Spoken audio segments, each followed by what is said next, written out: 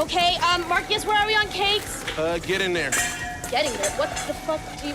Marcus, what the fuck are you doing still working on this shit? Yo, come on, what are you tripping for? Come the on, cakes what in the the fuck oven? am I tripping if for? I'm doing Are this you till they're done, here right it doesn't now? make a difference. There's 4 cakes and still... Yeah, I was going to cut them. They're not even cut yet? Yeah, it's not that big of a deal.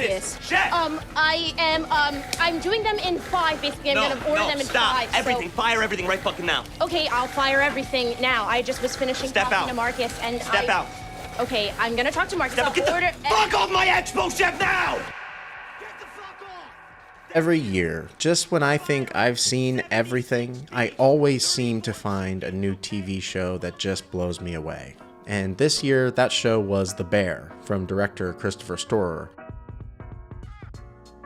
The Bear isn't action-packed or full of awesome special effects or stunt work, none of that. It's a show set mostly within a restaurant, where our heroes are just people trying to get a hard business off the ground. The show centers around a young, talented chef named Carmen Bear Berzatto, who leaves his world-class restaurant to take over his brother's grimy Chicago sandwich shop after his brother leaves it to him in his will. It's a simple setup, but the plot is tight as a drum and executed beautifully. It also has some inspired camera work that really just makes every frame look incredible, and the acting here is top-notch. But The Bear is really about struggle. Carmy and the gang are all struggling with their own demons, each fighting against them in each episode, while also trying to maintain their relationships and, most importantly, keep the restaurant from falling apart. Sometimes this means they succeed, but just as often it means that they not only fail, but fail miserably. I was recently watching an interview with the famous YouTuber Vsauce, and he said something I thought was interesting. He talked about how we want to see narrative in the world around us, almost to the point that we expect it. He gave an example about how we may see some kids running around outside in the middle of winter with no coat on, and there's an impulse to think there's gotta be a deeper reason as to why that's the case. Like maybe they're poor orphans who can't afford a coat. But the reality often is that kids are just bad about putting on their jackets before going outside.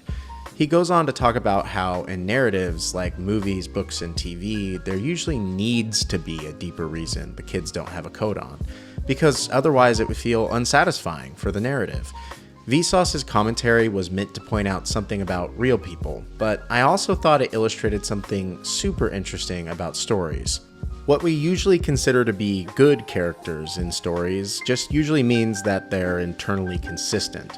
Every one of their actions should be derived from either a former experience or event in the story or their backstory, and they should usually act within preset boundaries for their character arc. They can test those boundaries, but usually never cross them unless it's the big event for the story. But real people don't function this way. Real people in relationships are rarely always all good or all bad or even consistent. People are multifaceted and sometimes even random in our behavior. We don't always have a backstory to justify ourselves. Characters aren't really people, but rather how we try to conceptualize people, how we wish people were in real life. While the main characters in The Bear are still just as subject to this as any other characters, the show chooses to explore the aspects of human nature that can be chaotic.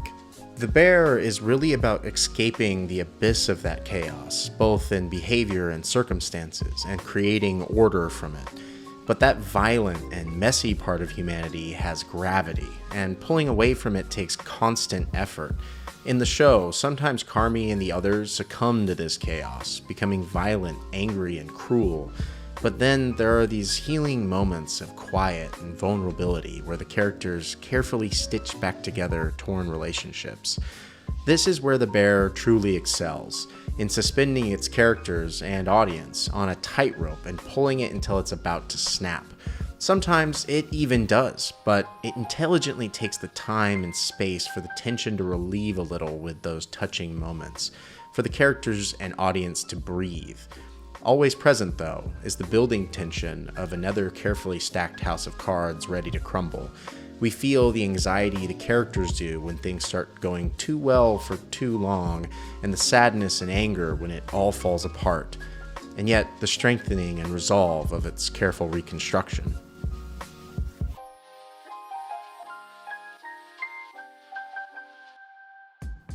Kitchens are strange and stressful places to work.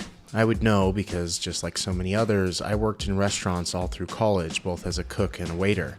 Kitchens have their own lingo, tempo, sounds, smells, and more than anything, they strive to optimize speed with quality. One of the things that makes The Bear so compelling is how it leverages the stress of working in a kitchen and parallels it with the stress of its characters' lives.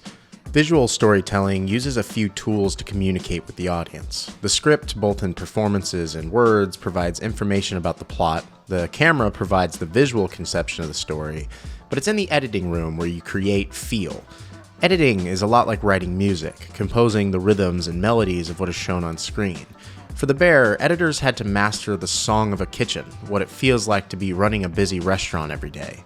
For editors Joanna Nagel and Adam Epstein, this meant a blindingly fast-paced rhythm to their cuts. In an interview with filmmaker You, Joanna mentioned that their intention was to, quote, make the show feel so intense that people feel like they need a breather, and fast cuts between hectic scenes help set that pace. However, to push the feeling even further, almost every shot has some additional motion in it. Zooms, swipes, and pullouts all give this high-octane feeling to the shots, like they just can't sit still. With the show moving so fast, an additional challenge the show faced was then keeping continuity between so many different shots. To help solve this, the editors often give audio cues to signal what is visually going to appear next on screen. For example, this shot, where you can hear a stove being lit while Sydney is riding on a train, right ahead of a cut to a shot with a lit stove. The audio cues you in about what's coming so that the audience can follow the action despite the fast pace. But remember, The Bear is about contrast, and between all of that action, the show needs to leave time for the slow moments as well. This occurs not only narratively, but in almost every element of the more emotional scenes. Look at this scene from the 7th episode of the 2nd season, where Richie is having a conversation with a mentor. Do you serve? Dad did. Yeah, same. Staff sergeant. Corporal. A lot of standards. Yeah. Turns out I like standards. Did you move around a lot? Yeah. You? I know Carmen. Yeah, I know.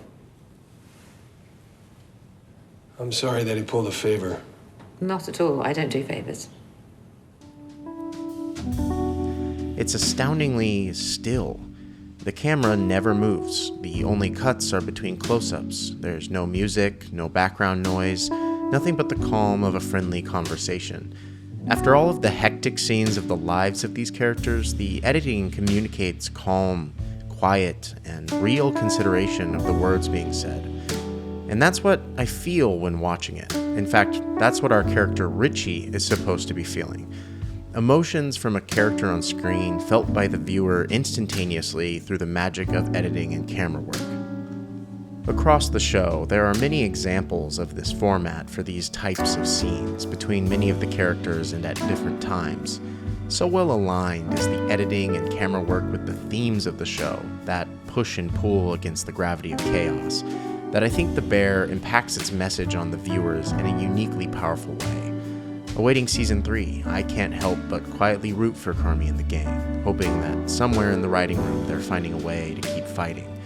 It gives me hope that I can do the same. And so, while I'm sure something will come along soon to prove me wrong, I'm pretty sure that for now, The Bear is about as good as TV can be. Thanks for watching.